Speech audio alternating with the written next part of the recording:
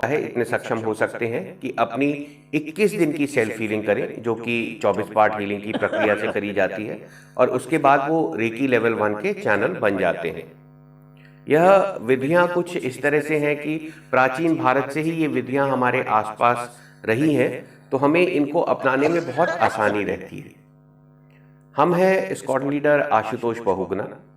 हमने करीब 13 साल एयरफोर्स में सर्विस करी और उसके बाद कुछ साल कॉर्पोरेट में भी काम किया। करीब 2013 से हम रेकी हीलिंग कर भी रहे हैं और सिखा भी रहे हैं। साथ ही में डाउजिंग, हिप्नोथेरेपी, एनएलपी जो जुड़ी हुई प्रैक्टिसेस हैं, इनमें भी हम रुचि रखते हैं।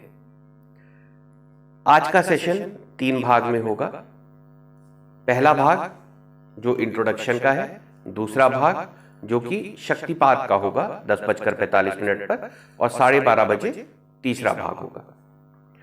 हमारी ये जो रेकी हीलिंग की जर्नी है कुछ इस तरह से रही कि जब हम एयरफोर्स में थे उस समय तक हम बिल्कुल पहले फुली फिट थे। उसके बाद हमें कुछ ऐसे मेडिकल इश्यूज से डिटेक्ट किया जिसका मेडिकल एलोपैथिक में कोई इलाज नहीं था, केवल स्टेरॉइड्स देके ऑब्जर्व करते हैं।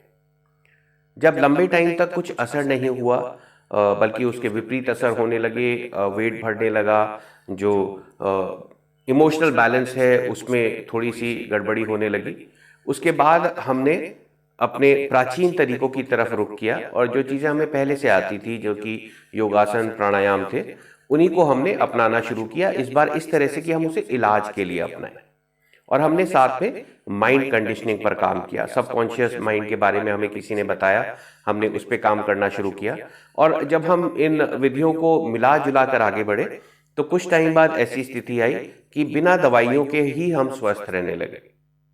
आगे जाके हमने रेकी हीलिंग सीखी और हमने पाया कि doctor N K Sharma, doctor Savita Sharma जिस तरह से सिखाते हैं, जो तरीके हम इधर उधर से ढूंढ कर एक अपना तरीका बनाकर अपने को ठीक करना चाहते थे, वह रेकी हीलिंग में ऑलरेडी थे। इसीलिए हमने रेकी हीलिंग को अपनाया, उसको अच्छे से सीखा, और फिर उसको प्रैक्टिस करने के बाद जब हमें अच्छे उसमें रिजल्ट मिलने लगे, हमने हीलिंग आगे बढ़ाई और सिखाना भी शुरू किया। आज की यह जो वर्कशॉप है इसमें हम संक्षिप्त में बात करेंगे, क्योंकि हम कम समय में ये काम करना चाह रहे हैं। आप चैनल पर जाएंगे तो वहां पर आपको रेकी लेवल 1 के 5 वीडियो मिलेंगे, जो कि एक वर्कशॉप की तरह है। एक्चुअली जितना वर्कशॉप में हम एक दिन में सिखा पाते हैं, उससे ज्यादा कंटेंट उन वीडियोस में है। तो आप उन वीडियोस को इस वर्कशॉप के बाद जरूर देखें, ताकि आप उनको अच्छी तरह से अपना भी पाएं। जो आपको ईमेल रिसीव होगी, आप जो नीचे फॉर्म है उसको जरूर भरें, क्योंकि जो शक्तिपात की प्रक्रिया है उसमें हम पहले पढ़ेंगे किस किस ने फॉर्म भरा है, उसके बाद हम शक्तिपात करेंगे। और साथ ही में जो आपको सर्टिफिकेट रिसीव होगा वह उसी ईमेल पर होगा जो आप फॉर्म में भरेंगे। नीचे डिस्क्रिप्शन में यह फॉर्म है, तो उस सर्टिफिकेट के साथ जो आपको ईमेल आएगी उसी में इसी की प्लेलिस्ट का एक लिंक होगा। तो आप उसको क्लिक करेंगे तो आपके लिए यूट्यूब पर वह लिंक खुल जाएगा। आप उसको सबको एक साथ एक जगह पर देख सकते हैं। तो आइए अब आज की शुरुआत करते हैं, और सबसे पहले बात करते हैं कि जो हम रेकी बात करते हैं, ये रेकी है क्या। रेकी असल में एक जापानी शब्द है। इसमें 2 कैरेक्टर्स हैं, रे और की। यह कुछ चित्रों की तरह से होते हैं। जैसे हमारी लिपि में अक्षर होते हैं, वैसे ही जापानी एक लिपि है कांजी। अब इसमें भी एक एंशिएंट कांजी है और मॉडर्न कांजी है। तो ये एंशिएंट कांजी के कुछ चित्र जैसे कैरेक्टर हैं, जैसे चाइनीज लिखी जाती है, असल में ये चाइनीज कैरेक्टर्स ही हैं। तो यह 2 कैरेक्टर रे और की यह शब्द बनाते हैं। अब रे का मतलब है जो पूरी दुनिया में है, विश्वव्यापी, पूरे ब्रह्मांड में, कॉस्मोस में, हर चीज में है। और की का मतलब है ऊर्जा। ये जो रे है इसका एक और मतलब होता है कि एक यूनिवर्सल कॉन्शियसनेस, यानी कि एक सुपर नेचुरल इंटेलिजेंस, एक बुद्धिमत्ता जो इस पूरे विश्व को चला रही है। और की है एनर्जी। अब आप हमारे देश में भी देखें, हम क्या बोलते हैं, प्रकृति, ऊर्जा, देवी, हम ये सारे नाम देते हैं। तो यह बिल्कुल उसी तरह से है जैसे हम बोलते हैं कि एक शिव है जो कि पूरी अपनी बुद्धिमत्ता से विश्व को चला रहे हैं, और एक ऊर्जा है जो अलग अलग स्वरूप ले रही है। प्रकृति में हर चीज ऊर्जा से बनी है, तो वैसे ही रे और की है। तो एक दिव्य शक्ति जो पूरी दुनिया को चला रही है वो है रे, और जो की है वह ऊर्जा है जिससे हर चीज बनी हुई है। अब ऊर्जा का स्वरूप कुछ ऐसा है कि यह लगातार बदलता रहता है। इंग्लिश में आपने सुना होगा change is the only constant. बात भी बिल्कुल सही है कि ये जीवन इसीलिए चल रहा है कि कुछ ना कुछ बदल रहा है। समय हमेशा प्रगति करता रहता है, आपका शरीर हमेशा बदलता रहता है। आप अपने आसपास भी देखें, आप खाना खाते हैं, आपके शरीर में जाता है, ऊर्जा आपको मिलती है, आप कुछ कर्म करते हैं, उस कर्मों से कुछ और होता है। तो लगातार कहीं ना कहीं ऊर्जा बदलती जा रही है। यह ऊर्जा का बदलाव हम बोलते हैं कि उस दिव्य शक्ति से है जिसे हम रे बोल रहे हैं। तो रे की असल में पूरे ब्रह्मांड के लिए बोला जाता है कि पूरा ब्रह्मांड में जो एक दिव्य चेतना है जो सब कुछ चला रही है, और की जो ऊर्जा है, यह मिलकर बने रे की। अब हम सब इस चेतना से जुड़े हुए हैं, हमें लगातार यह ऊर्जा प्राप्त होती है जो कि पूरे ब्रह्मांड की ऊर्जा है। अब जो माना जाता है वो यह है कि हर चीज ऊर्जा से बनी है, चाहे वो आवाज है, ये लाइट जो आप देख रहे हैं, तो इसको हम अपने आधुनिक तरीकों में बोलते हैं energy, sound energy, light energy, heat energy, potential energy. तो वैसे ही प्राचीन काल में इस पूरी ऊर्जा को भारत देश में क्या बोला जाता था? प्राण शक्ति। कि हर चीज प्राण से बनी है। तो यह जो प्राण शक्ति है और दिव्य ऊर्जा है, इसका जो दिव्य चेतना है, जो प्राण शक्ति है और दिव्य चेतना है, इसका संयोजन रे की है। अब जो एनर्जी हीलिंग के तरीके हैं जैसे कि रेकी है, इनमें हम किसी की ऊर्जा को अच्छा करते हैं प्रार्थनाओं के माध्यम से, कुछ प्रक्रियाओं के माध्यम से, कुछ इंस्ट्रूमेंट्स के माध्यम से, सिंबल्स के माध्यम से। और हम कर क्या रहे हैं? अपनी सोच से, अपनी विचारों से किसी चीज की ऊर्जा को अच्छा कर रहे हैं। हमारे चारों तरफ यह ऊर्जा बहती है, यानी कि हम बोला जाता है कि हम पूरे ब्रह्मांड की ऊर्जा से कनेक्टेड हैं। और हमारे अंदर किस स्वरूप में है कि हमारे चारों तरफ एक ऊर्जा का बहाव लगातार है, जिसको हम हमारे देश में आभा मंडल बोलते हैं। आपने देखा होगा भगवानों के चित्रों के पीछे एक बड़ा सा गोला सर के पीछे बनाया हुआ होता है, मुकुट भी पहले ऐसे ही बनाते थे। तो वो क्या दर्शाने के लिए है कि इनका आभा मंडल इतना तेज है कि आप ऐसे ही उनको देख सकते हो। जो देवी देवता हैं उनके चित्रों में आप देखेंगे कि हाथ ऐसे करके एक रे एनर्जी की निकलती हुई दिखाई जाती है। तो वो क्या है? ऊर्जा जो आपको प्राप्त हो रही है। इसी ऊर्जा की बात कर रहे हैं जो हम रेकी में उपयोग कर रहे हैं। तो नेचुरली अवेलेबल है, हर एक को अवेलेबल है। हर चीज के चारों तरफ एक आभा मंडल है, चाहे वो सजीव है चाहे निर्जीव है। जो सजीव हैं, यानी कि जिनमें सोचने की शक्ति है, समझने की शक्ति है, इंग्लिश में जिसे सेंटिएंटनेस बोलते हैं, उनको एक स्पेशल पावर दी गई है कि अपनी सोच से, अपने कर्मों से उस ऊर्जा को बदल सकते हैं। अगर आप किसी चीज के बारे में अच्छी सोच रखते हैं, यानी कि आपने कोई एक ऑब्जेक्ट देखा या आपने कोई एक व्यक्ति देखा, आपने उसके बारे में अच्छे विचार रखे, आप उनको आदर देते हैं, उनके बारे में अच्छा सोचते हैं, तो उनका अच्छी ऊर्जा उनको मिलती है, उनका आभा मंडल और अच्छा हो जाता है। यानी कि हमारे चारों तरफ ये जो एनर्जी फ्लो कर रही है, जो हमको नॉर्मली नहीं दिखती है, ये और अच्छी हो जाती है। अगर किसी के बारे में कुविचार रखते हैं, कुदृष्टि रखते हैं, तो आभा मंडल में गड़बड़ी होती है। नॉर्मली आप जो हमारी भारत देश की भाषा है उसमें आप सुनते होंगे कि दुआ लग गई, यानी कि किसी के लिए अच्छी प्रार्थना करी, किसी के बारे में अच्छा सोचा, तो उनके आभा मंडल अच्छा हो गया, बाकी चीजें भी अच्छी हो गई। दूसरा हम सुनते हैं नजर लग गई, देखने का नजरिया अच्छा नहीं था, इसकी वजह से इस आभा मंडल में गड़बड़ी हुई और बाकी चीजों में भी गड़बड़ी हो गई। तो ये जो हमारे विचार हैं, भावनाएं हैं, ये हमारे लिए एनर्जी का सबसे इंपॉर्टेंट सोर्स होते हैं। वैसे तो हर चीज ऊर्जा से बनी है, ये शरीर भी ऊर्जा से बना है, यह कपड़े भी ऊर्जा से बने हैं, ये आवाज भी ऊर्जा है।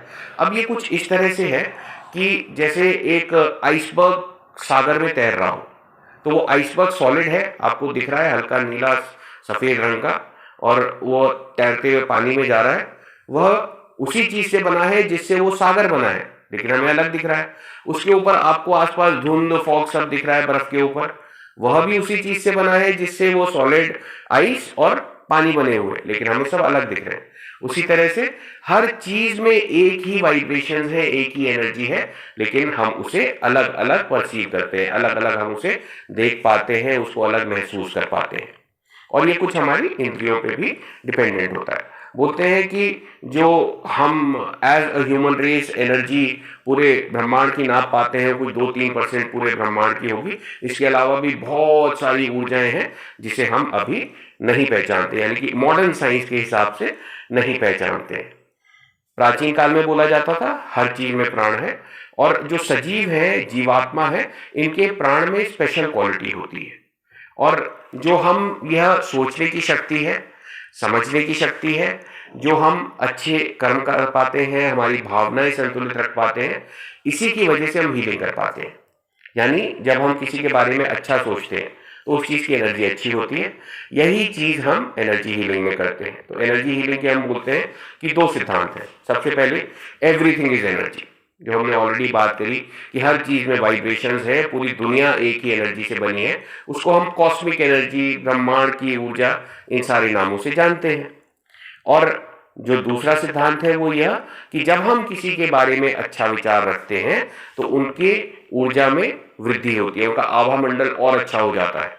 तो देखा ये जाता है कि जब आभा मंडल अच्छा बड़ा होता है, उसके अंदर तेज फ्लो होता है, सारे चक्र अच्छे से घूम रहे हैं जो कि उस एनर्जी फ्लो की वजह से बने हैं, तो ऊर्जा अच्छी है, स्थिति अच्छी रहती है। जहां इस आभा मंडल के बहाव में गड़बड़ी होती है, इसको आप इंग्लिश में सुनेंगे एनर्जी ब्लॉक्स, यानी कि कहीं पे अवरोध आ गए इस ऊर्जा के प्रवाह में, वो लंबे टाइम तक रहे तो वो बीमारियों का शक्ल लेते हैं, मानसिक परेशानियों का शक्ल लेते हैं जीवन में, और किसी तरह की परेशानियों का शक्ल लेते हैं। तो अगर हम इस आभा मंडल को अच्छा रखें तो हमारा शरीर भी ठीक रहता है, मन भी अच्छा रहता है, भावनाएं संतुलित रहती हैं, जो हम काम करते हैं वो अच्छे से होते जाते हैं, और हमें एक दिव्य कृपा मिलती है जिसे हम बोलते हैं कि हमें गाइडेंस मिलती है, इंट्यूटिव गाइडेंस, सहज अनुभूति कि हम क्या सही चीज करें, किस रास्ते पर चलें, कैसे अपने जीवन में क्या करना है उसका चयन करें।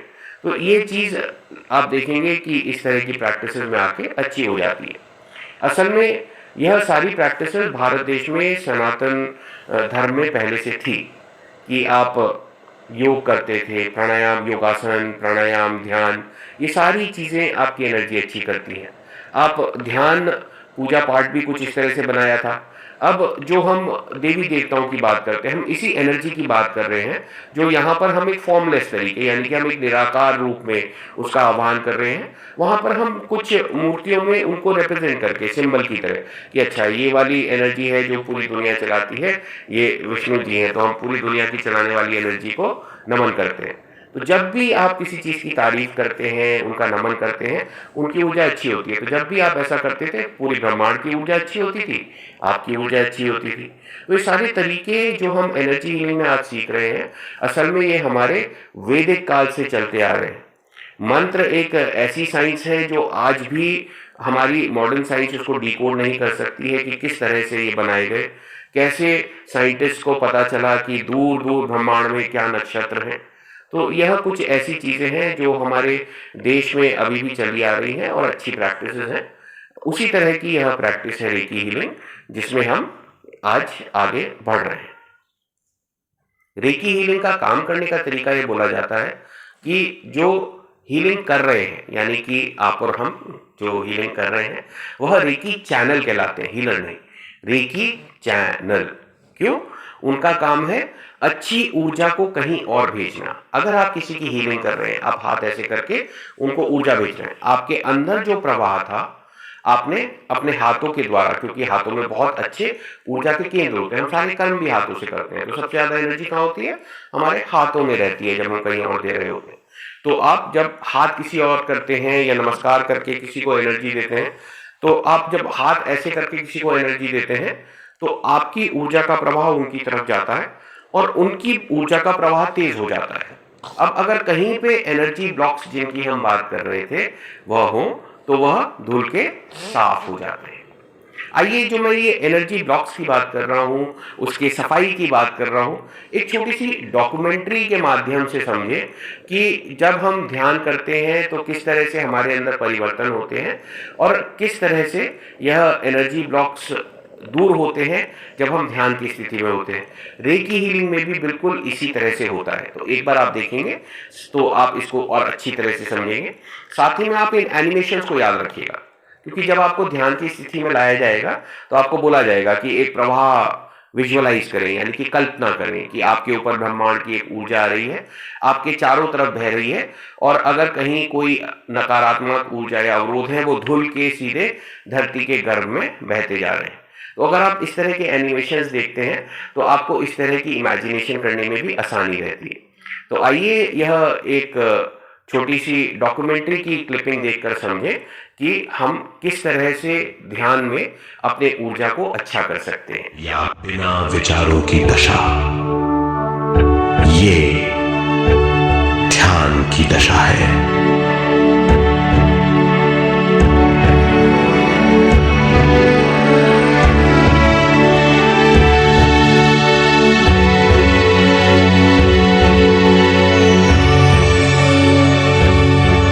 ये वो अवस्था है जब हम पर विश्व शक्ति की बौछार होने लगती है। हम जितना ज्यादा ध्यान करेंगे उतनी ही ज्यादा विश्व शक्ति हमें प्राप्त होगी।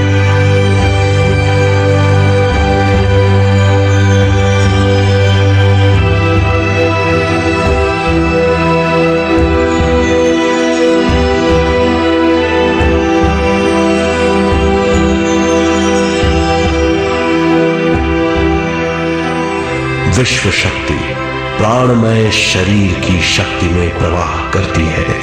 शक्ति से भरा हुआ शरीर प्राणमय कहलाता है।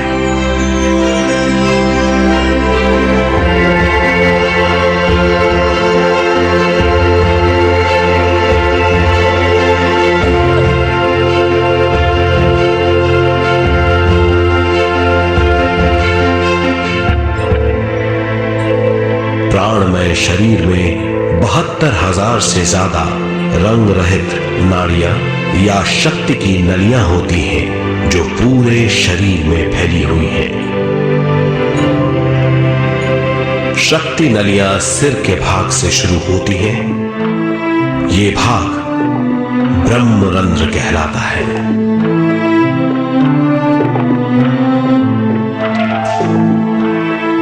ये नलियां सारे शरीर में पेड़ की जड़ों और डालियों की तरह फैली हुई हैं।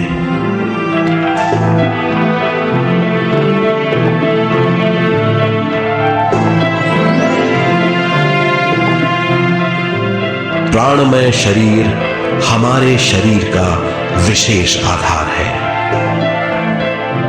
प्राणमय शरीर हमारे कार्य, यहां तक कि हमारे अस्तित्व का स्रोत है।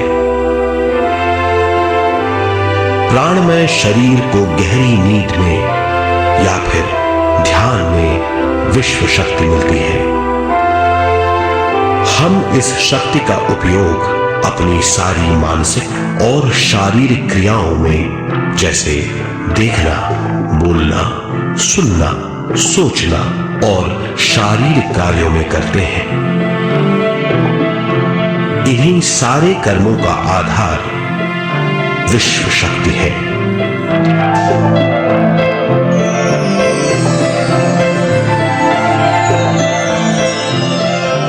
विश्व शक्ति का बहाव केवल हमारे विचारों पर आधारित है। जब हम सोचने लगते हैं तो विश्व शक्ति का बहाव रुक जाता है। मतलब यह है, हमारा सोचना विश्व शक्ति का बांध है। जब विश्व शक्ति का बहाव कम हो जाता है तो शक्ति नलियों में कम शक्ति पहुंचती है। ये कमी हमारे शरीर की शक्ति में रंग रहित सूक्ष्म धब्बे डाल देती है। ये धब्बे धीरे धीरे हमारे शरीर में बीमारी पैदा करते हैं। मतलब ये है कि हमारे प्राणमय शरीर में शक्ति की कमी सारी बीमारियों की जड़ है।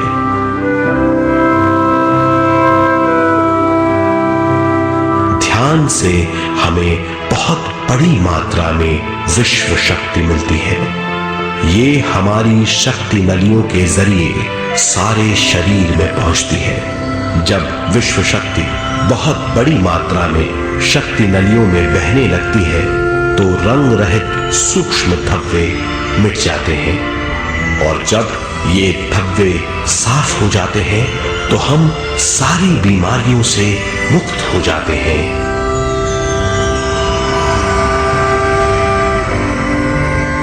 जब ब्रह्म रंध्र में शक्ति बहने लगती है तो हमें सिर में और सारे शरीर में भारीपन लगने लगता है। जब शक्ति हमारे नलियों को साफ करने लगती है तो हमें उस हिस्से में खुजली या दर्द का आभास होता है। कभी कभी हमें भौतिक शरीर के कई हिस्सों में दर्द भी महसूस हो सकता है। इन दर्दों को दूर करने के लिए हमें दवा लेने की जरूरत नहीं है। ज्यादा ध्यान करने से ये दर्द दूर हो जाते हैं।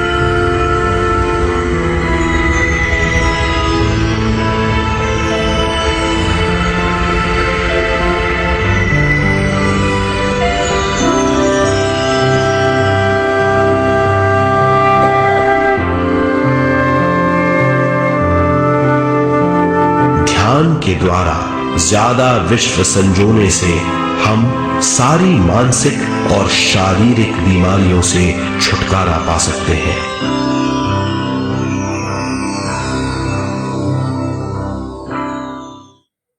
आभा मंडल जो हमारे चारों तरफ है, इसको हम देख भी सकते हैं, इसको महसूस भी कर सकते हैं और इसको नाप भी सकते हैं। इसके कुछ तरीके बनाए गए हैं।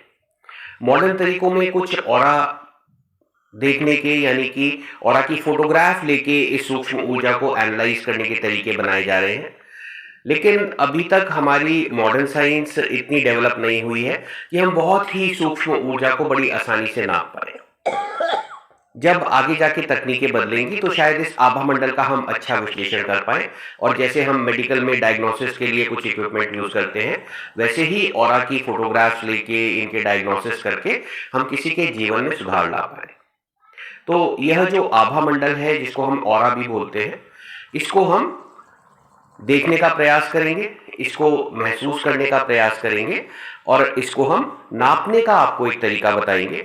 तो अपने समय पर आप बाद में इसको अभ्यास करके एक दूसरे के साथ, खासकर बच्चों के साथ करिए, उनको बड़ा मजा आता है। ऑरा देखने में, ऑरा नापने में बड़ी आसानी से कर भी लेते हैं। तो आप उनके साथ जब करेंगे तो अपने आप ही, जब आप ऐसी एक्सरसाइज करते हैं, आपका मन एक तो ध्यान की स्थिति में आ जाता है, साथ ही में आगे जाकर जो आप ये रेकी हीलिंग की प्रैक्टिस करेंगे उसमें भी यह आपकी मदद करती है। तो आइए सबसे पहले ऑरा को देखने की प्रैक्टिस शुरू करते हैं। ऑरा को देखने के लिए सबसे पहले आप कोई एक पैड ले लीजिए या कोई नोटबुक, पेपर, कुछ भी जो आपके पास हो, आप उसे ले लीजिए।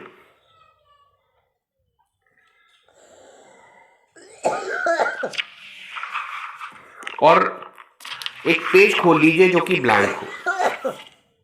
ब्लैंक पेज ले लीजिए और उसके बीच में, बिल्कुल सेंटर में, एक अच्छी मोटी सी डॉट बना दीजिए, कुछ इस तरह से।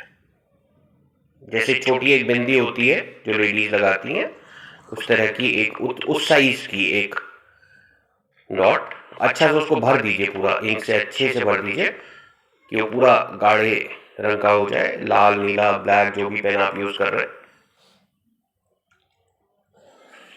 ऐसे आप बीच में एक डॉट बना दीजिए। अब इस डॉट को आप करीब 25 से 30 सेंटीमीटर के आसपास, यानी कि 1 फुट के थोड़ा सा आसपास, आप इसको ऐसे पकड़ लीजिए। जैसे कि आप कुछ देखते ही हैं, अगर आप थोड़े लंबे हैं, आपको दूर ऐसे आप कुछ पकड़ के आदत है पढ़ने की, तो जितना आप कोई आसानी से कोई चीज पढ़ लेते हैं, उतनी दूरी पर इसको रखिए और एक टक लगा के, जैसे हम त्राटक करते हैं, एक्चुअली जो त्राटक करते हैं उनको ये सारी अनुभूतियां पहले हो चुकी होंगी, तो आप उसके बिल्कुल सेंटर पे आप फोकस करें। जो डॉट है उसके बीच में भी एक पॉइंट पकड़ लें जो थोड़ा सा अलग कलर का हो, और लगातार देखते रहें।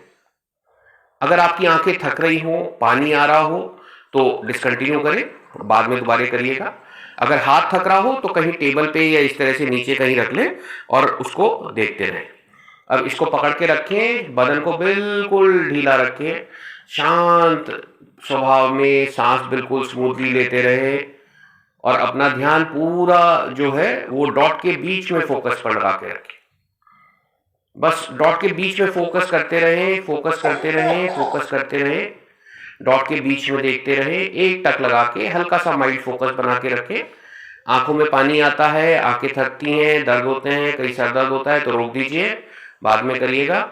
सब नॉर्मल चल रहा है तो बहुत अच्छा, देखते रहिए, डॉट के बीच में फोकस बना के रखिए, कम से कम पलके झपकाइए।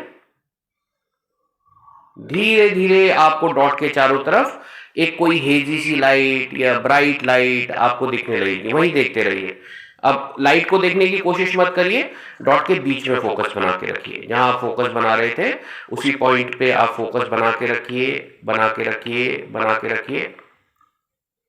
जिसको भी दिख रहा था धीरे धीरे आभा मंडल में कुछ जो ब्राइट हल्की सी आसपास लाइट दिख रही थी उसमें आपको बदलाव भी दिखेंगे कि या तो उसमें अलग अलग डायरेक्शन में कभी वो बड़ा हो रहा होगा या स्पाइक जैसी निकल रही होंगी या उसमें से कुछ रोटेशन आपको दिखेगा।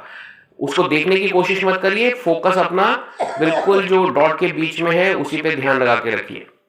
एक टक लगा के रखिए डॉट के बीच में जो आपने पॉइंट लिया था वहां पर देखते रहिए, देखते रहिए, देखते रहिए, अभी भी देखते रहिए। कुछ लोगों को इसमें कलर भी दिखेंगे, यानी कि कुछ ही लोगों को कलर दिख पाते हैं तो कुछ लोगों को कलर भी दिखेंगे। अगर दिख रहा है तो बहुत अच्छा, नहीं तो एक हेजी सी लाइट या एक ब्राइट व्हाइट लाइट आपको चारों तरफ दिखेगी। कभी कभी इतना ही करने में जो पहले से लाइनें पैड पर बनी हुई थी उसके चारों तरफ भी प्रकाश दिखने लगता है। और धीरे धीरे जो आपका अंगूठा है जहां से आपने पकड़ रखा है उसके आसपास भी आपको धीरे धीरे हल्का सा प्रकाश दिखने लगता है। तो अभी फोकस वहीं बना के रखें, डॉट के बीच में, डॉट के बीच में, डॉट के बीच में फोकस बना के रखें। अगर आपको दिख गया है तो हार्दिक शुभकामनाएं। कमेंट जरूर करें ताकि बाकी सब भी प्रेरित हो। जो लाइव चैट चल रही है उसमें कमेंट जरूर करें ताकि बाकी जिनको नहीं दिखा है वो प्रेरित हो इस अभ्यास को और करने में। जिनको नहीं दिखा है वो देखते रहें, एक टक लगा के देखें, करीब 30-40 सेकंड और वेट करेंगे। किसी के सर दर्द हो रहा हो, भारीपन हो रहा हो, आंखों में भारीपन लग रहा हो, आंसू आ रहे हो तो रोक दें, बाद में करें। इस एक्सरसाइज को दिखता है तो देखते रहें, देखते रहें, देखते रहें। चलिए, आप सबका धन्यवाद इस एक्सरसाइज को करने के लिए, और जिस जिसको दिख पाया उन सबको हार्दिक शुभकामनाएं। और आगे भी जाके आपको ऐसे ही आसानी से आभा मंडल दिखता रहे। कई बार तो सब कमेंट करते हैं कि कुछ लोगों को वीडियो देखते हुए भी यह आभा मंडल दिखता है, तो वो कमेंट करते हैं कि आपका आभा मंडल दिख रहा है, या वीडियो हम देखते हैं तो हमें लोगों का आभा मंडल दिखता है। तो हर एक की सहज अनुभूति अलग अलग होती है और जो एनर्जी फ्लो है उस पर भी ये डिपेंड करता है। तो जिनका एनर्जी फ्लो बहुत अच्छा होता है उन्हें बड़ी आसानी से दिखता है। अगर आपको और अच्छा करने की जरूरत है थोड़ा टाइम लगता है, लेकिन हर किसी को दिख जाता है। तो ये जो हमने देखा, अब डिसकंटिन्यू कर दे, रख दे। धन्यवाद करें ईश्वर का, उस ऊर्जा का जिसको आपने देखा, उस इंक का, पेन का, सबका अपना भी धन्यवाद करें कि आपको यह अनुभूति हो पाई। अगर आपने पहली बार इसको किया है, अगर आपको पहले से आप याद करें तो कहीं ना कहीं आपको ये एक्सपीरियंस हुआ होगा। तो अभी जो हमने देखा, यह हमने इंक का आभा मंडल देखने की कोशिश करी एक वाइट कलर के बैकग्राउंड पर, तो हमें थोड़ी आसानी से दिख पाया। तो यही जो अरेंजमेंट होता है कि कोई पीछे कोई लाइट कलर का बैकग्राउंड हो, जैसे ये सफेद कलर की दीवार है, और उसके आगे आप किसी चीज का आभा मंडल देखने की कोशिश करें तो ज्यादा आसानी से दिखता है। जो लोग त्राटक करते हैं, अगर शक्ति यंत्रों का उपयोग किया है तो आप रियलाइज करेंगे कि उसमें आपको एनर्जी के मोशन भी दिखते हैं, अलग अलग अनुभूति होती है। कई बार फेड हो जाता है, कई बार कुछ सब कुछ ही धुंधला हो जाता है, ओझल हो जाता है। तो ये सारी चीजें आभा मंडल के बदलाव की वजह से आपको फील होती है। जो भी नहीं देख पाए या किसी के सर दर्द हो गया, आंखों से पानी आया, आप आराम से रिलैक्स करके, नहीं तो कुछ दिन रेकी हीलिंग करने के बाद तब आप इसे दोबारा से ट्राई करिएगा तो आपको आसानी से दिख पाएगा। आइए अब अगली गतिविधि पे आते हैं, और वो है अपने अंगूठे का आभा मंडल देखने की। अब जैसे हमने लाइट बैकग्राउंड लिया, वैसे ही कोई दीवार अगर आपके घर में है सफेद रंग की, नहीं तो छत तो सबके घर में ऑफ वाइट कलर की होती ही है, तो आप अगर छत है तो ऐसे करके ऊपर को देख लें, अगर आगे दीवार है तो ऐसे करके सामने देख लें, और नहीं है तो आगे कोई सफेद चादर या व्हाइट टेबल कुछ है आपके, उसके पेपर रख के उसके बैकग्राउंड में नीचे को देख लें। अब ये जो अंगूठा है, इसमें जो नाखून है उसके नीचे जो छोटा चांद जैसा बनता है, हम इस पर फोकस करेंगे और उसके बाद आभा मंडल को ऑब्जर्व करेंगे। हम आभा मंडल पे नहीं कर रहे, हम ध्यान किस गतिविधि पे रखना है कि हमें यहाँ पर फोकस बनाए रखना है। एक टक लगा के यहाँ पर अंगूठे पर देखना है। आप चाहे तो वहीं पर अंगूठे के नीचे जो स्किन है उसके ऊपर या जो नाखून है उसके ऊपर कोई एक और भी छोटा पॉइंट ले लीजिए और अब उस पर एक टक लगा के देखिए। पीछे हल्का बैकग्राउंड हो, व्हाइट कलर का, लाइट क्रीम कलर का, पिंक कलर का, तो ज्यादा आसानी से दिखता है। एक टक लगा के देखते रहे, एक टक लगा के देखते रहे, एक टक लगा के देखते रहे।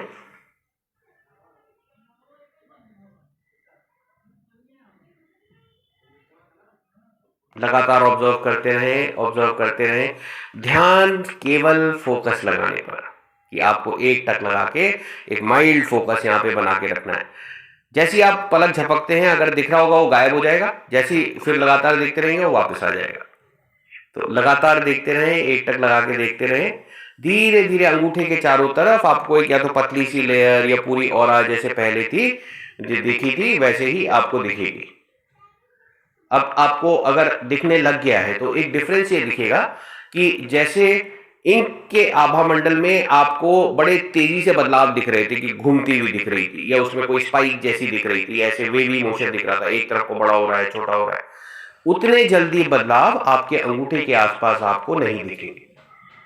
हल्के हल्के बदलाव दिखेंगे, लेकिन उतनी जल्दी आपको बदलाव अपने अंगूठे के आसपास नहीं दिखेंगे। एक टक लगा के बीच में देखते रहे, चारों तरफ आपको एक पतली सी लेयर या फिर एक हेजी लेयर या ब्राइट लेयर, कोई कलर, कुछ ना कुछ आपको दिखेगा जो कि आपके अंगूठे का आभा मंडल है। तो अगर आपको दिखा है, हार्दिक शुभकामनाएं, नीचे कमेंट करें ताकि बाकी सब भी प्रेरित हो जिनको नहीं दिखा है। नहीं दिखा है तो बाद में प्रैक्टिस करिए, सबको दिखता है। कुछ दिन रेकी हीलिंग करके प्रैक्टिस करिए तो जरूर ही दिखता है। तो ये जो हमने अभी किया, अब हाथ नीचे करते हैं, रिलैक्स कर लें अपने आप को, धन्यवाद करें ब्रह्मांड का, अपना भी। और ये जो अभी आपको दिखा कि चारों तरफ एक पतली सी हेजी सी लेयर दिखी, यह अंगूठे का आभामंडल था। अब जो हमने आपसे बोला कि जो आपने इंक का आभामंडल देखा था वो बड़ी तेजी से बदल रहा था। इंक में अपनी कोई सोचने समझने की शक्ति नहीं है। हाँ, उसमें एक इंटेलिजेंस है जो कि एनर्जी को इंक की शेप में बनाए हुए है, लेकिन उसमें आपकी तरह सोचने समझने की, इमोशंस की शक्ति नहीं है जिससे उसका आभा मंडल सुदृढ़ रह सके। तो आपको वो शक्ति दी गई है कि आप अपनी सोच से, अपनी भावनाओं से, आप क्या खाते पीते हैं, अपने कर्मों से, इन सारी कहाँ जाते हैं, किससे मिलते हैं, इन सारी चीजों से अपने आभा मंडल को अच्छा रख सकते हैं। तो ये जो आपका माइंड है, इसकी वजह से आपका आभा मंडल एक डेफिनेट शेप में काफी लंबे टाइम तक रहता है। जो निर्जीव चीजें हैं उन पे जल्दी इफेक्ट पड़ता है। तो अगर आप इस आभा मंडल को अच्छा रखते हैं, बड़ा रखते हैं, सुदृढ़ रखते हैं, अच्छा फ्लो रखते हैं, तो आप अच्छी हेल्थ में रहते हैं, सुखी रहते हैं, आनंद में रहते हैं, आपके रिश्ते अच्छे होते हैं, आप सही चीज, आपको मन ही मन आपको पता चल जाता है कि क्या चीज आपको करनी है, आप सुरक्षित रहते हैं। तो बोला जाता है कि और aura is your body is body guard, यानी कि आपके शरीर की भी रक्षक यह ऑरा है। तो जितना हम इस ऑरा को अच्छा रखें अपनी गतिविधियों से, अपने मन से, अपनी भावनाओं से, तो यह उतना बड़ा और फैला हुआ रहता है। तो अभी तक हमने दो चीजों का आभा मंडल देखा, एक डॉट का और अंगूठे का। एक बार पूरे हाथ का देखते हैं। तो अपने हाथ को इस तरह से आप आगे करके देखिएगा और हाथ के बीच में, कहीं बीच में, यहाँ पे, इधर, ठीक है, यहाँ पे कहीं एक स्किन का कोई छोटा सा कोई डॉट ले लीजिए, या फिर आप वहां पर कोई बाल ले लीजिए, किसी एक छोटी चीज को ले लीजिए और अब उस पर फोकस करिए। आभा मंडल को देखने की कोशिश मत करिए। यहाँ पे करीब, मतलब जहां यहाँ 2 उंगलियां हैं, इसके नीचे करीब 1 इंच नीचे, यहाँ पे करीब एक, जहां पे अगर आप ऐसे करके वी बनाए तो अगर ये नीचे मिल रहा है, जहां से थोड़ा सा नीचे, बस 1 इंच नीचे जहां उंगलियां शुरू होती है, अब वहां पे फोकस करते हैं। बिल्कुल माइंड फोकस बना के रखें, सांसों से बिल्कुल शांत, स्मूथ ब्रीदिंग। फोकस जो आप देख रहे हैं उस पॉइंट के ऊपर बनाया हुआ आभा मंडल को देखने की कोशिश ना करें, वो अपने आप पेरिफेरल विजन में आएगा। जैसे हम बोलते हैं ना कि बाहर की जो आसपास के क्षेत्र की दृष्टि होती है, जैसे हमें बाहर की चीजें साइड से दिखती हैं, तो वैसे ही आपको पेरिफेरल विजन जो है उससे हल्का सा आभा मंडल जो है आपको उसके पेरिफेरी में यानी कि उसके चारों तरफ धीरे धीरे दिखेगा। आप आभा मंडल को देखने की कोशिश करेंगे तो गायब हो जाएगा। तो आप कोशिश क्या करिए, फोकस बना के रखिए, फोकस बना के रखिए, फोकस बना के रखिए, फोकस बना के रखिए। धीरे धीरे जैसे आपको आभा मंडल दिखा था, आपको हाथ के चारों तरफ भी आभा मंडल दिखेगा। फोकस बना के रखिए, फोकस बना के रखिए, धीरे धीरे आभा मंडल दिखेगा। अगर आपको दिख गया है तो हार्दिक शुभकामनाएं, अगर नहीं दिखा है तो हाथ नीचे कर लीजिए। बाद में इसको प्रैक्टिस करिएगा, आपको जरूर दिखेगा। और शांत मन से करेंगे, अपने को रिलैक्स रख के करेंगे तो जल्दी दिखेगा। जैसे जैसे आप प्रैक्टिस करते रहेंगे, तो शुरू में तो आपको एफर्ट लगाना पड़ता है कि अच्छा ऐसे करके फोकस करते हैं तब दिखेगा। कुछ दिन बाद ये स्थिति आती है, आपने हाथ ऐसे किया और आपको दिख जाता है। वैसे ही चलते फिरते जब आप किसी से मिलते हैं, वो लाइट बैकग्राउंड के आगे खड़े हैं, तो आपको उनका आभा मंडल दिखने लगता है। तो यह सहज अनुभूति आपके काम भी आती है कि आपको पता चलने लगता है कि इस व्यक्ति की ऊर्जा कैसी है। फिर अंदर से कुछ जो है एक तरह से विचार आते हैं कि हमारे लिए अच्छे हैं नहीं हैं, आपको क्या करना चाहिए, इस स्थिति में आपको क्या एक्शन लेने चाहिए, वो भी धीरे धीरे आने लगते हैं। तो ये जो प्रैक्टिसेस हैं आपकी इंट्यूटिव गाइडेंस को भी बढ़ाती है। तो ऐसे करके हमने अभी तक देखा कि अपना अंगूठा, अपना हाथ, इसका आभा मंडल कैसे देंगे। अब आपस में बाद में एक प्रैक्टिस करिएगा कि दो लोग करीब 7 से 8 फुट की दूरी पे खड़े हो जाए और ऐसे ही बैकग्राउंड पे, जैसे कि पीछे लाइट कलर का कोई हो, नहीं हो तो कोई पर्दा लगा ले। किसी ऐसी जगह पे जाए जहाँ पे सफेद रंग की दीवार है, क्रीम कलर की है, बीज है, पीच है, लाइट पिंक है, लाइलैक है, इस तरह के कलर जो बिल्कुल लाइट वाले हैं, वह उस पर आपको आसानी से दिखेगा। और उनके बिल्कुल माथे के बीच में आप देख के फोकस करें। जैसे हमने पहली बार जब ध्यान सीखा था तो उस समय बहुत यंग थे, तो हमें सिखाया गया था कि ये आरके मिशन की बात है, ठीक है, जो अलॉन्ग में है। तो वहाँ पे किसी ने हमको गाइड किया था, हम कोई कुछ सीखने नहीं गए थे, बस हम जानना चाहते थे कि ध्यान क्या है, योग क्या है, कर्म योग क्या है। तो उन्होंने हमको सिखाया था कि एक मूर्ति लीजिए, उस मूर्ति को अब बैठ जाइए पालथी मार के, उसको थोड़े हाइट पे रखिए और उस मूर्ति की किसी एक आंख पे आप फोकस करके रखिए, ठीक है। तो वो हमें त्राटक ध्यान के लिए सिखाया था। तो हमें अभी भी याद है कि जब भी वो ध्यान करते थे, वैसे ही हमें मूर्ति के चारों तरफ पूरा ग्लो दिखता था। तो हमें उस समय ये भी मन में आता था कि ये भगवान की दिव्य ऊर्जा है जो हमें दिख रही है। वैसे ही ये आपकी दिव्य ऊर्जा है जो दूसरे को ऐसा प्रैक्टिस करने से दिखेगी। तो 7 से 8 फुट की दूरी पे खड़े हो जाएं, यहाँ पर आप फोकस बनाएं और देखते रहें, इस तरह से देखते रहें। और जब आप इस तरह से देख रहे हैं तो यहाँ पे आपने फोकस बनाया हुआ है, देखते रहें। थोड़ी देर में आपको आभा मंडल चारों तरफ दिखेगा। तो अगर अभी आप पेयर में नहीं है, एक दूसरे के साथ नहीं कर सकते, बाद में इसको करिएगा। शरीर के चारों तरफ आपको आभा मंडल दिखता है। और जहां पे आप देखेंगे किसी के कोई रोग है, किसी के दांत पे गड़बड़ी है, तो यहाँ पे आपको दिखेगा कि रंग अलग है, अगर आपको रंग दिखते हैं, या फिर आपको साइज में थोड़ा सा वहां पे फर्क दिखेगा। ये जैसे जैसे आप प्रैक्टिस करेंगे, अपने आप हमें खुद सीखना पड़ता है कि किस तरह की आभा मंडल में बदलाव है, उसके हिसाब से जो जिसका आप आभा मंडल देख रहे हैं उनकी स्थिति क्या हो सकती है। तो आपके लिए एक प्रैक्टिस है। अब आभा मंडल देखने का एक और फायदा है कि जब आप हीलिंग शुरू करेंगे अपनी खुद की, आप अपने लिए एनर्जी चैनल करेंगे हीलिंग के लिए, तो आप ऐसे करके रोज अपना आभा मंडल देखिएगा।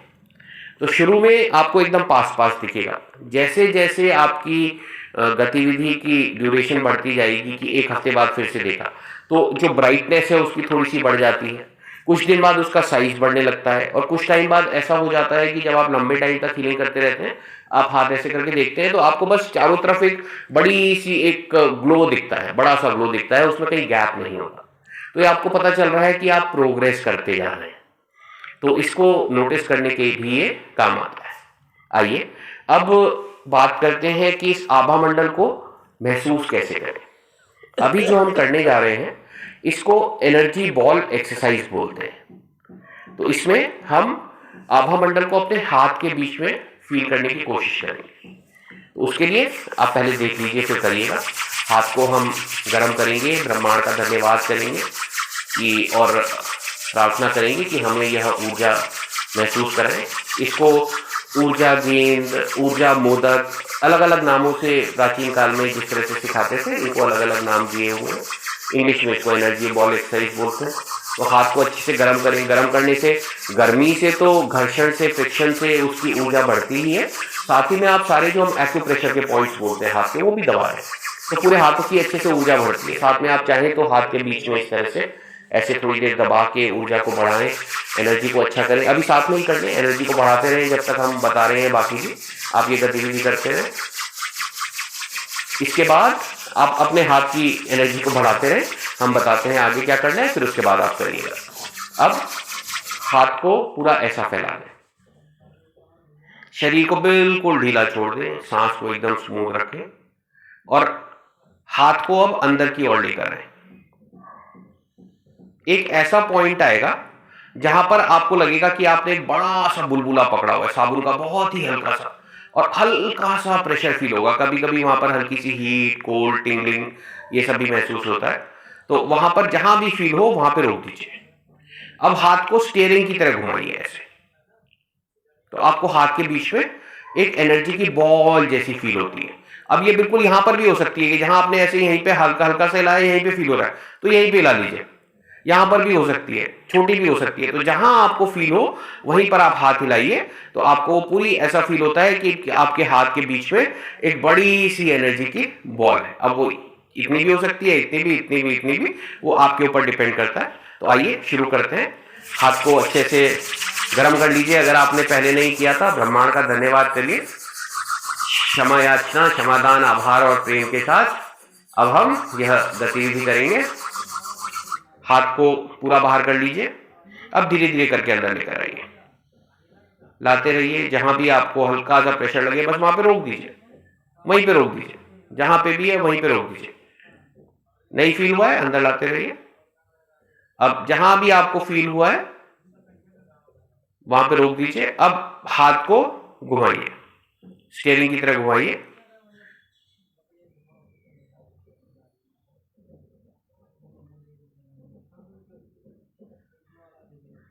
तो आपको हाथ के बीच में ऐसे फील होता है जैसे बड़ी सी एक बॉल पकड़ी है। अगर आपको फील हुआ है, हार्दिक शुभकामनाएं। अगर नहीं हुआ है तो हम वेट कर रहे हैं। एक और बार प्रयास करिए। हाथ को पूरा बाहर की ओर ले जाइए, पूरा बाहर की ओर ले जाइए, पूरा बाहर की ओर ले जाइए। अब हाथ को ऐसे कप करके धीरे से बाहों को लूज छोड़ के रखिए। स्टिफनेस अगर हो तो कहीं मसल्स को रिलैक्स कर लिए। हाथ को धीरे धीरे अंदर करके लेके आइए, अंदर करके लेके आइए, अंदर करके लेके आइए। आपको जहां भी एनर्जी फील होती है फिर वहां पे लाके स्टीयरिंग की तरह आप उसे घुमाइए।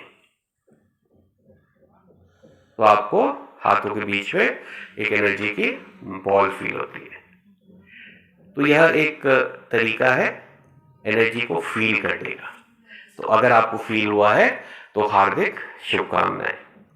अगर नहीं हो पाया है तो बाद में आप प्रैक्टिस करिएगा। प्रैक्टिस के बाद धीरे धीरे हो जाता है। अब इसमें आगे जाके जब आप हीलिंग करने लगेंगे, तो जब आप हीलिंग कर रहे हैं, आपने कहीं पे हीलिंग के लिए हाथ रखा कि आप किसी को हीलिंग दे रहे हैं, आपने हाथ रखा। अगर आपको ऐसा लग रहा है कि ये हाथ आपका खिंचता हुआ उनकी तरफ को जा रहा है, तो यानी कि वहां पे उनको हीलिंग की जरूरत है, बहुत कम है वहां पे आभा मंडल। अगर वहां जहां भी आप हाथ ले गए वहां आपको ऐसा लग रहा है जैसे प्रेशर जैसा आ रहा है, तो यानी कि वहां पे आभा मंडल अच्छा है।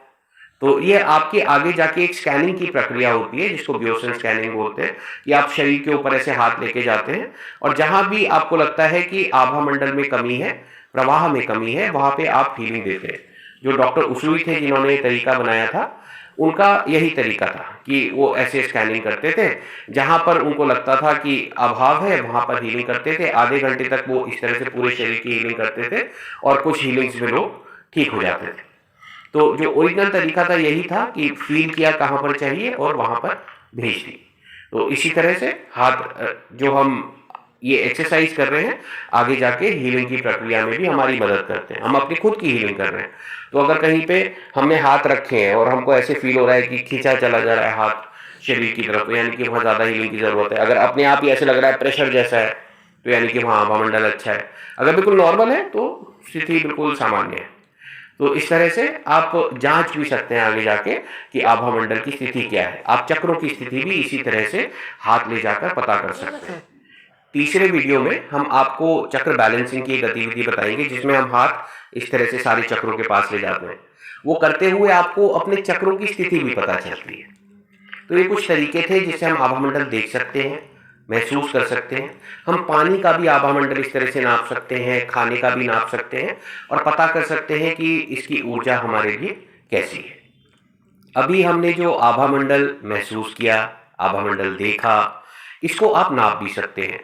नापने के लिए ज़्यादातर कुछ इंस्ट्रूमेंट यूज़ किए जाते हैं जो कि डाउजिंग के होते हैं। उसमें से एक है ये एल रॉड। अब ये जो एल रॉड है, ये कॉपर की रॉड है जिसे एल शेप में ऐसे बेंड किया हुआ है। इसको हाथ में पकड़ते हैं कुछ इस तरह से, साथ में हैंडल दिए हुए हैं लकड़ी के, जहाँ पे आसानी से इस तरह से घूम सकती हैं। बिना हैंडल के भी आती हैं, तो उसमें आप हाथ में पकड़ते हैं और इस तरह से रखते हैं पैरेलल एक दूसरे के। और जिसका आपको आभामंडल नापना है उनको आप बोलते हैं कि आप 30-40 फुट दूर चले जाइए और धीरे धीरे चल के आइएगा, ऐसी स्पीड से, बिल्कुल धीरे, बहुत धीरे। उनको बोलते हैं कि बहुत ही धीरे आप चल के आइए और आप इस तरह से रॉड पकड़ के रखते हैं। जहां पर उनका आभामंडल होगा, यानी कि जितने उनके आभामंडल का विस्तार होगा, वहां पर पे ये रॉड या तो अंदर को ऐसे घूम जाएंगी या फिर बाहर को घूम जाएंगी। तो जहां पर रॉड पे मोशन आया वहां तक उनका आभामंडल है। 10 से 12 फुट मिनिमम बोला जाता है कि आभामंडल को होना चाहिए। 3 मीटर या फिर 10 से 12 फुट अगर आभामंडल नहीं है तो यह अलार्मिंग सिचुएशन है, हीलिंग की सख्त जरूरत है। उससे ज्यादा है तो बहुत अच्छा है, जितना भी ज्यादा हो, 30 foot, 40 foot, 50 foot, 100 foot, 200 foot. जो संत महात्मा होते हैं उनका तो किलोमीटर्स में होता है, तो इसलिए जितना ज्यादा आभामंडल हो उतना ही उसको अच्छा माना जाता है। तो ऐसे करके आप इंस्ट्रूमेंट से इसे नाप सकते हैं। आपको हम दूसरा तरीका बताते हैं जिसे आप आपस में ही एक दूसरे के साथ प्रैक्टिस करके नाप सकते हैं। और वो इस तरह से है जैसे हमने अभी हाथों पे ऊर्जा महसूस करी थी, वैसे ही आप हाथ को ऐसे करके खड़े हो जाइए। अब इसको अकेले में मत करिए, खुली जगह पे मत करिए। अगर आप अकेले हैं तो ऐसे कोई दीवार है और उसके पास खड़े हो जाइए 6-7 इंच दूर, कि अगर ऐसे आप पीछे से हल्का सा डिसबैलेंस भी हुए तो वहां से बाउंस होके वापस आ जाएंगे। या फिर आपके साथ कोई है तो आप उन्हें बोलिए कि हमारे पीछे हाथ रखिए, अगर हम पीछे को इस तरह से डिसबैलेंस होते हैं तो हमें पकड़ लीजिएगा और आगे कर दीजिएगा। तो ऐसे में आप सावधानी लेके इसको करें, हाथ इस तरह से रखें, बस कामना करें कि आप उनका आभामंडल महसूस करना चाहते हैं जो आपकी तरफ चलते हुए आ रहे हैं। ऐसे ही उनको 30-40 फुट दूर जाने को बोले और जब वो आ रहे हैं उनके आभामंडल को महसूस करने का प्रयास करें। जहां पर आभामंडल होगा, जैसे जहां पर एल रॉड हिली थी, उसी जगह पर आपको हल्का सा प्रेशर महसूस होगा। अब ये बिल्कुल वैसे हो सकता है जैसे कि हमें एनर्जी बॉल एक्सरसाइज में हुआ था, या फिर ये बहुत तीव्र भी हो सकता है कि आपकी बॉडी ऐसे पीछे को चली जाए या फिर डिसबैलेंस हो जाए। हर एक के इंडिविजुअल जो बिल्टअप है उस पे, एनर्जी फ्लो पे, बॉडी के बिल्ड पे डिपेंड करता है। तो आप इसको प्रैक्टिस करें घर के सदस्यों के साथ। घर में करें, 2 ही लोग हैं तो एक जना दीवार के बिल्कुल पास खड़े हो जाए, दूसरा चलते हुए आए। अगर 2-3 लोग हैं जो आपस में तैयार है करने के लिए, तो किसी को बोले कि अच्छा ठीक है आप हमारे पीछे हाथ रखिएगा, अगर हम डिसबैलेंस होते हैं तो पकड़ लीजिएगा। बाकी एक एक करके सब सदस्यों को बोले कि चल के आए और उसको नापें। तो आइए अब और आगे बढ़ते हैं और कुछ कॉन्सेप्ट की बात करते हैं जो वैदिक काल से ही चलते आ रहे हैं। और आभामंडल का एक कॉन्सेप्ट है जो कि पंचकोश में बताया जाता है। उसी के साथ जुड़ी हुई जो उससे पहले की चीज है कि हमारे 3 शरीर हैं। आत्मा की वजह से यह जीवन है और यह शरीर है, यह स्थूल शरीर कहलाता है। इसके अलावा एक इनविजिबल लेयर है जिसको हम सूक्ष्म शरीर बोलते हैं, और एक कारण शरीर है जिसकी वजह से हम यहाँ पर हैं। इंग्लिश में इसी को solid body, subtle body and causal body बोलते हैं। अब ये जो शरीर है इनको 5 भागों में यानी कि 5 लेयर्स में डिवाइड किया है, उसको पंचकोश बोलते हैं। सबसे पहला है अन्नमय कोश, अन्न से बना हुआ ये सॉलिड बॉडी। तो इसको हम एक्सरसाइज से, सही खान पान से, सही समय पे खाने से, रूटीन से, सही कर्म करने से इसको ठीक रखते हैं। इसके अगला वाला है जो कि एक इनविजिबल लेयर है, जिसको हम बोलते हैं प्राण शरीर। जो आपने प्राण नाड़ियों का नाम सुना होगा कि 72,000 प्राण नाड़ियां होती हैं। उसको फर्दर सूक्ष्म विभाग में जब उसे डिवाइड करते हैं तो 2 करोड़ से भी ऊपर बोला जाता है। तो ये बहुत डीप साइंसेज हमारे एंशिएंट इंडिया में इसको शोध करी गई, इनको समझाया गया, इन पे टेक्स्ट बनाए गए।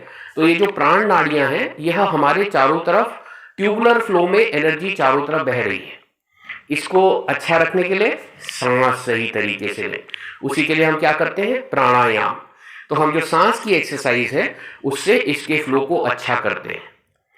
इसके अलावा जो उसके बाद का शरीर है उसे बोलते हैं मनोमय कोश, मन से जुड़ा हुआ।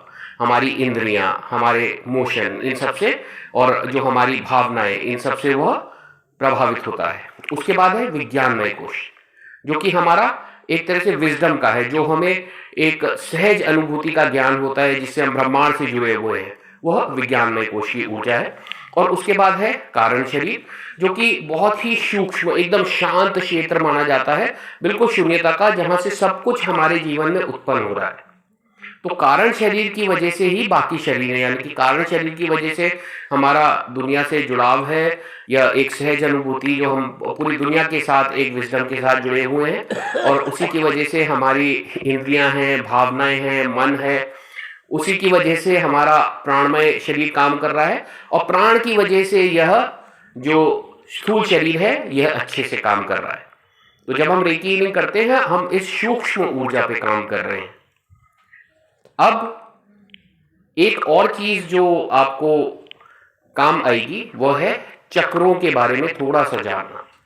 रेकी हीलिंग में हम चक्रों के बारे में बहुत गहराई से नहीं बात करते, बस इस तरह से समझते हैं कि उनकी लोकेशन क्या है, और हम उन्हें एक विबग्योर कलर, जो कि इंद्रधनुष के कलर होते हैं, violet, indigo, light blue, green, yellow, orange, red, तो ऊपर से नीचे हम उन्हें उस कलर से रिप्रेजेंट कर देते हैं।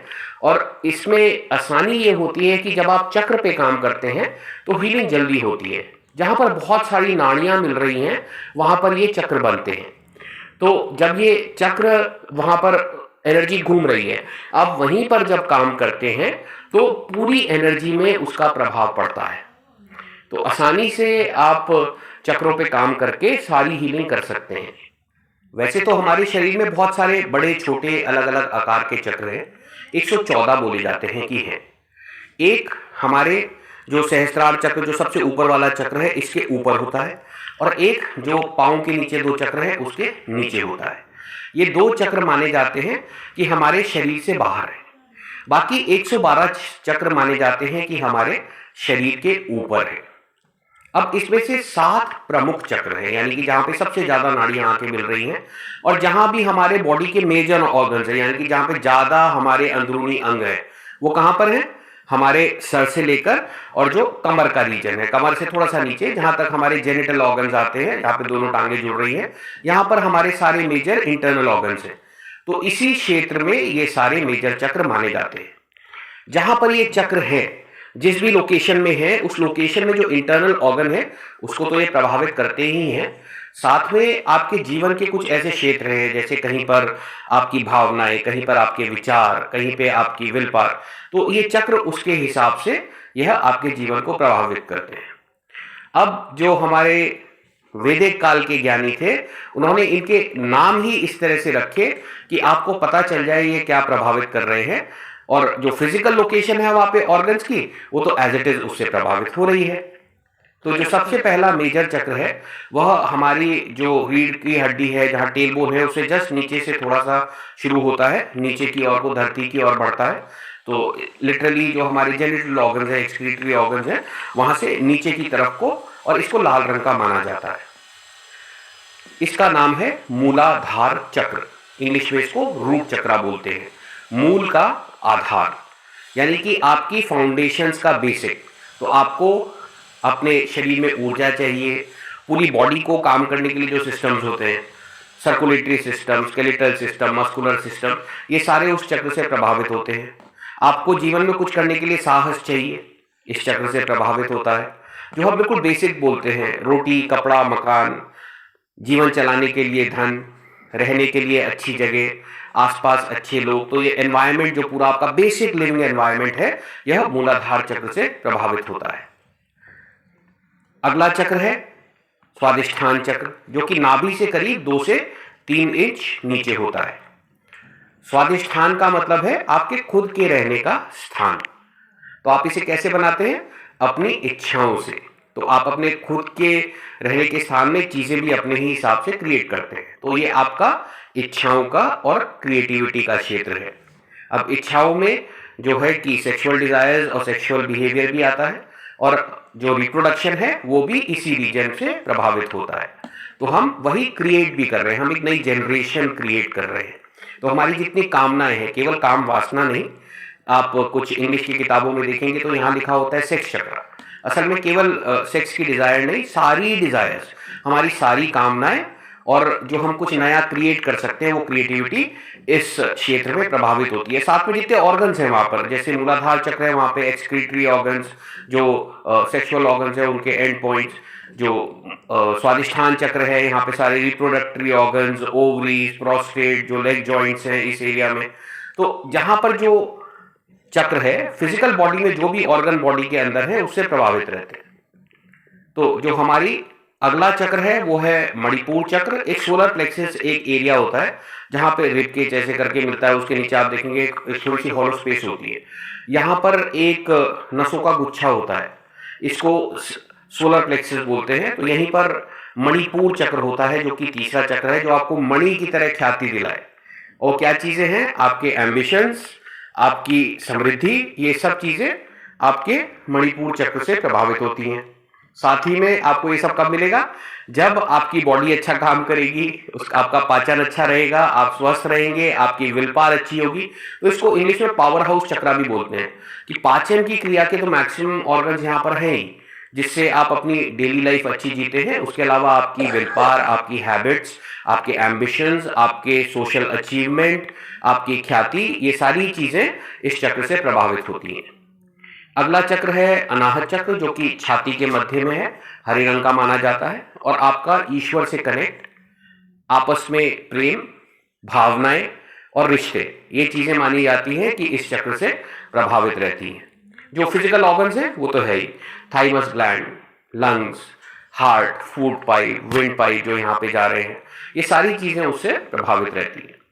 उसके बाद अगला है विशुद्ध चक्र, जो कि गले के ऊपर है। तो जो आपका मुंह है, जीभ, गला, दांत, थायराइड ग्लैंड, ये सारी चीजें इससे प्रभावित रहती हैं। साथ ही में आपकी वाक शक्ति, कि ट्रूथफुली आप कैसे कितनी बात दूसरों तक पहुंचा सकते हैं, यह आपके विशुद्ध चक्र की स्थिति पर निर्भर रहता है। एक और चीज जो कम डिस्कस होती है, विशुद्ध, जो आपको शुद्धि दिलाए, यानी कि आपका इम्यूनिटी सिस्टम अच्छा रहता है, आपकी खुद को शुद्ध करने की शक्ति, जब आपका विशुद्ध चक्र अच्छा रहता है।